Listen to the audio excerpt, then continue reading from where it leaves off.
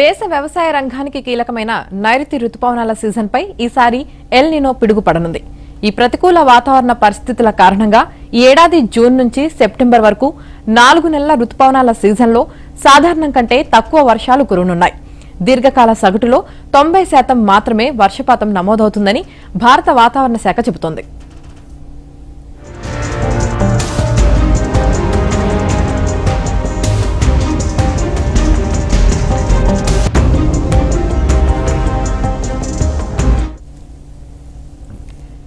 ఈశాన్య భారతం తప్ప దేశంలోని ఎక్కువ ప్రాంతాల్లో సాధారణం కంటే తక్కువ వర్షపాతం నమోదు కానుంది.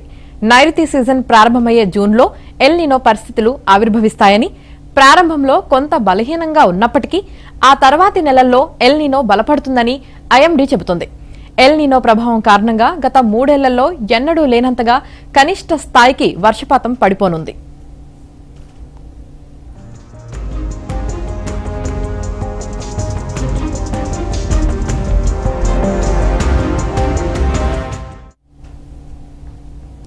ఇక వచ్చే వారం రోజుల్లో నైరుతి రుతుపవనాలు కేరళంను తాకే అవకాశం ఉంది. దేశంలోని వర్షాధార వ్యవసాయ ప్రాంతాల్లో అధిక భాగాన్ని కలిగి ఉన్న మాన్సూన్ కోర్ జోన్లో నైరుతి రుతుపవన వర్షపాతం సాధారణ స్థాయి కంటే తక్కువగా ఉంటుంది. రుతుపవనాలు ప్రారంభమైన జూన్లో దేశంలో సాధారణం కంటే తక్కువ వర్షపాతం నమోదు కానుంది.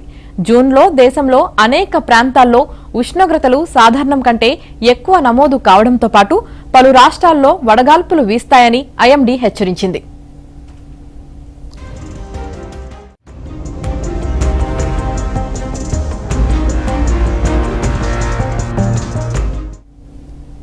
ఇక నైరుతి రుతుపవనాల సీజన్లో తెలంగాణలోని కొన్ని జిల్లాల్లో సాధారణ వర్షాలు కురిసే అవకాశం ఉండగా మరికొన్ని కీలక జిల్లాల్లో మాత్రం లోటు వర్షపాతం నమోదయ్యే ప్రమాదం ఉందని హెచ్చరికలు జారీ అయ్యాయి.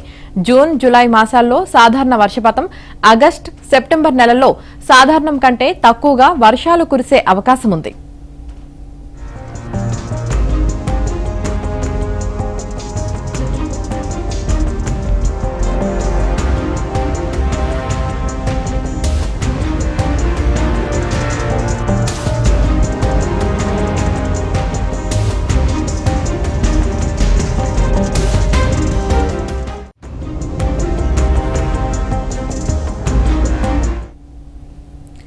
నాలుగు నెలల నైరుతి రుతుపవనాల సీజన్లో ఏపీలోని సగం ప్రాంతాల్లో సాధారణం, అంతకంటే ఎక్కువ వర్షాలు కురవనున్నాయి.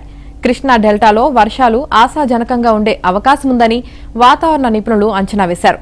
జూన్లో రాయలసీమలో ఎక్కువ ప్రాంతాలు, దక్షిణ కోస్తాలో పలుచోట్ల ఎక్కువగా, కోస్తాలో ఎక్కువ ప్రాంతాల్లో తక్కువగా వర్షాలు కురుస్తాయని, దీనివల్ల కోస్తాలో వడగాల్పులు, ఎండ తీవ్రత అధికంగా ఉంటుందని హెచ్చరించారు.